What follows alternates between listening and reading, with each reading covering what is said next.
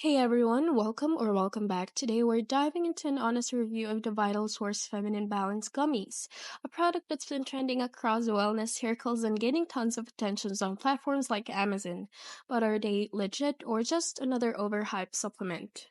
According to the official website, these gummies are designed to support feminine pH balance, reduce vaginal odor, improve moisture, and boost immune health, all wrapped up in a pineapple flavored gummy form. Sounds pretty appealing, right? Now let's talk real user experiences. On Amazon, these gummies boast a 4.3-star rating from over 1,800 reviews, which many women swear by them. Users report seeing results in as little as 2 to 3 days, saying things like they helped my pH balance, smell improved, and even my partner noticed a difference.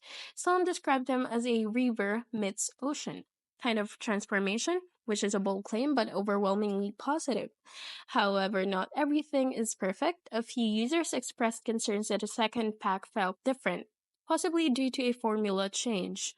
One reviewer worried because symptoms returned. Others were uneasy about a product's effectiveness over time or wished for clearer ingredient transparency. Quick disclaimer, this review is based on personal research and reading user experiences.